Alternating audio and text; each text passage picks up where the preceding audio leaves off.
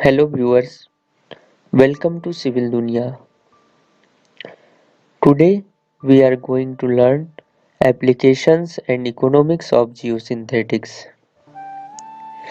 So let's get started.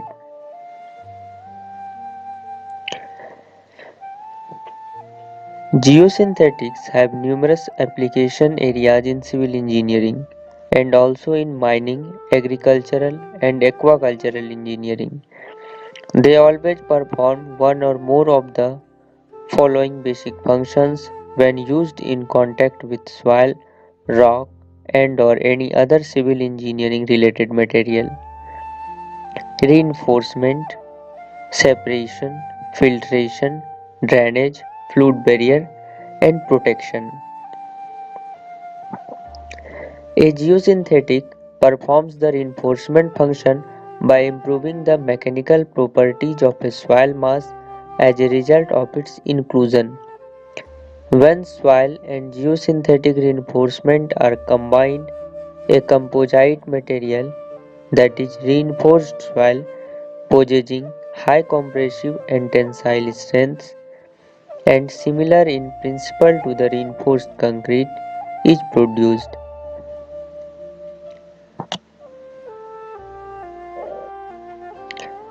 In fact, any geosynthetic applied as reinforcement has the main task of resisting the applied stresses and or preventing inadmissible deformations in the geotechnical structures. In this process, the geosynthetic acts as a tensioned member coupled to the soil or fill material by friction, adhesion, interlocking and or confinement, and thus maintains the stability of the soil mass. The three reinforcing mechanisms concerned simply with the types of load that are supported by the geosynthetic are shear, also called the sliding. The geosynthetic supports a planar load due to slide of the soil over it. Second one is anchorage, also called the pull out. The geosynthetic supports a planar load due to its pull out from the soil. Third one is membrane. The geosynthetic supports both a planar and a normal load when placed on a deformable soil.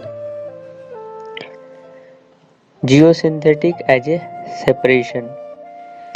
If the geosynthetic has to prevent intermixing of adjacent dissimilar soils and fill materials during construction and over a projected service lifetime of the application under consideration, it is said to perform a separation function. Here are the figure shows the geosynthetic layer prevents the intermixing of soft soil and granular fill, thereby keeping the structural integrity and functioning of both materials intact. This function can be observed if a geotextile layer is provided at the soil subgrade level in pavements or railway tracks to prevent pumping of soil fines into the granular subbase base course and to prevent intrusion of granular particles into soil subgrade. In many geosynthetic applications, especially in roads, rail tracks, shallow foundations, and embankments, a geosynthetic layer is placed at the interface of the soft foundation soil and the overlying granular layer. Basic mechanism involved in the separation function. First one is granular fill and second one is soft soil system without the geosynthetic separator. And second one figure is the granular fill soft soil system with the separator. You can see the difference of geosynthetic layer. This is the schematic diagram of loaded geosynthetic reinforced granular fill and soft soil system. Geosynthetic as a filtration. A geosynthetic may function as a filter that allows for adequate fluid flow with limited migration of soil particles across its plane over a projected service lifetime of the application under consideration. Here are the figure shows that a geosynthetic allows passage of water from a soil mass while preventing the uncontrolled migration of soil particles.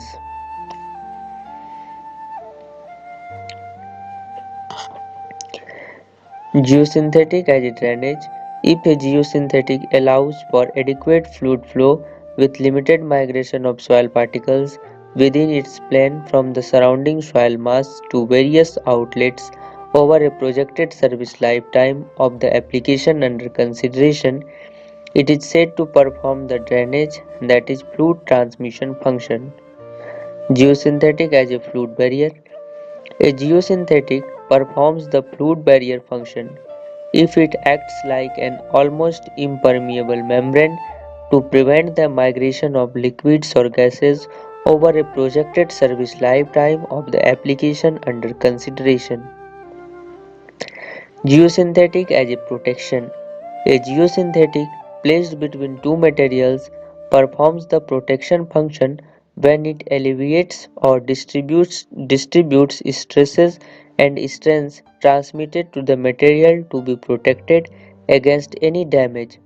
In some applications, a geosynthetic layer is needed as a localized stress reduction layer to prevent or reduce the local damage to a geotechnical structural system. Other functions of geosynthetic absorption. A geosynthetic provides absorption if it is used to assimilate or incorporate a fluid. This may be considered for two specific environmental aspects: water absorption in erosion control application and the recovery of floating oil from surface waters following ecological disasters.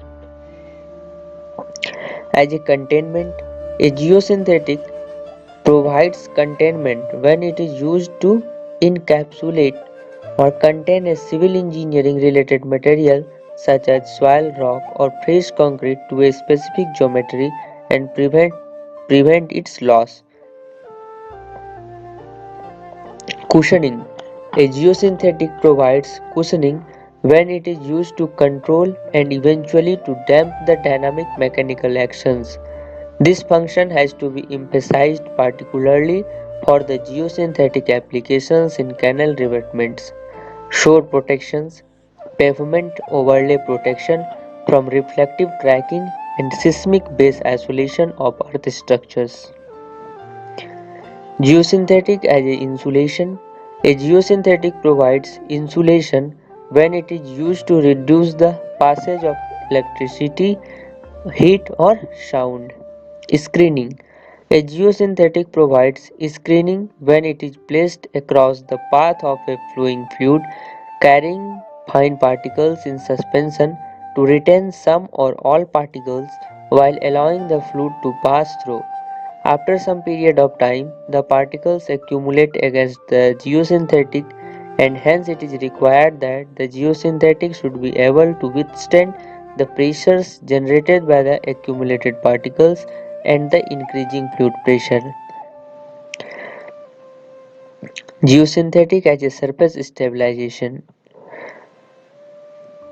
A geosynthetic provides the surface stabilization when it is placed on a soil surface to restrict movement and prevent dispersion of surface soil particles subjected to erosion actions of rain and wind, often while allowing or promoting growth of vegetation. Geosynthetic as a vegetative reinforcement.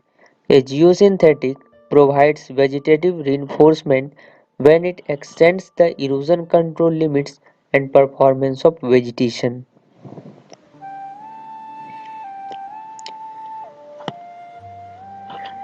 Now we learn the summary of chapter. Okay, our first point is geosynthetics are planar products manufactured mainly from polymers which are PP, PET, PE, PA, etc., with some additives. Example, carbon black, and their major types are geotextiles, geogrids, geonets, geomembranes, geocells, geofoams, and geocomposites. Geosynthetic clay liners and prefabricated vertical drains are most common examples of geocomposites. Our second point is geonaturals, that are geojutes, geoquartz, etc., are similar to geosynthetics in physical structure and some applications, but they are manufactured from natural fibers like jute, coir, etc., which have a short lifespan due to their biodegradable characteristics.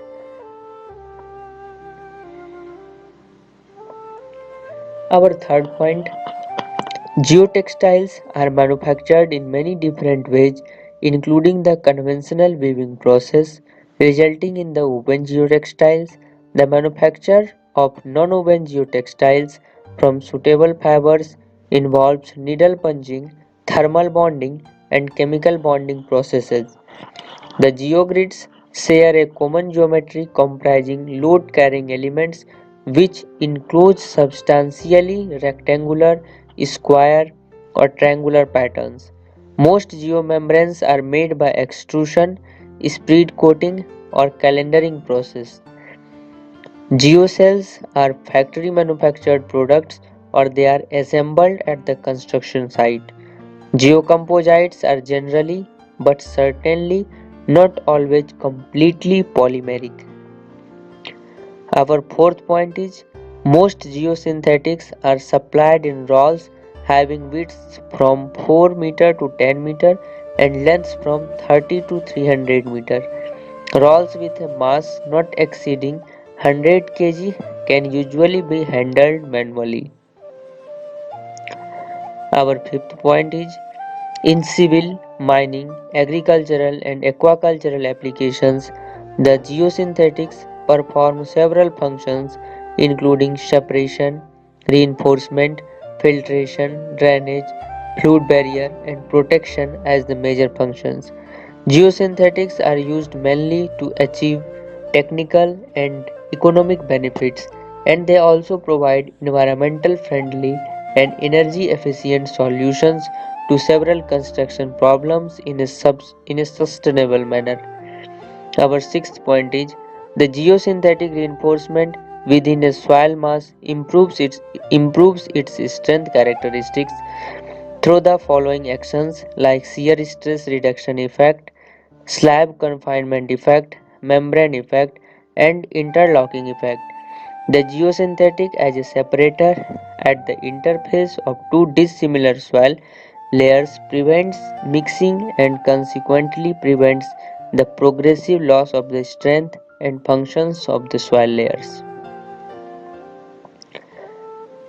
Our seventh point is when a geosynthetic filter is placed adjacent to a base soil at the equilibrium, three zones may generally be identified. The undisturbed soil, a soil filter layer which consists of progressively smaller particles as the distance from the geosynthetic filter increases, and a bridging layer which is a porous open structure. Once this stratification process is complete, it is actually the soil filter layer which actively filters the soil. The geosynthetic layer as a drainage medium collects the water from the adjacent soil mass and conveys it to the drain pipe network or the disposal area. Our eighth point is a geosynthetic may act like an almost impermeable membrane to prevent the migration of fluids, which are liquids and gases, from one area to the other. This fluid barrier function is generally achieved through the use of geomembranes, which require a suitable protection in most field applications. Our ninth point, the use of geosynthetic in a specific application needs the classification of its function as primary or secondary. because the function concept is commonly used in the design with the formulation of a factor of safety defined as the ratio of allowable by test functional property to the required or design functional property. If the factor of safety is sufficiently larger than 1, the geosynthetic is acceptable for utilization because it ensures the stability and serviceability of the structure. Our 10th point is the selection of a geosynthetic for a particular application is governed by several factors such as specification, durability, availability, cost, and construction technique. Woven geotextiles, geogrids, and some geocomposites are commonly used for reinforcement applications. Non-woven geotextiles are commonly used in many separation, filtration, drainage, and protection applications alone or in combination with others as geocomposites. Geonets are used exclusively as the fluid conducting cores in prefabricated drainage geocomposites. Geoforms are used as a very lightweight fill material, thermal insulator or drainage channel. Geopipes are used for carrying liquids and gases. If you gain some knowledge from this video, please like this video and subscribe this channel for more civil engineering related videos. If you want the PDF of this video, please visit our Telegram channel Civil Dunya. Thanks for watching.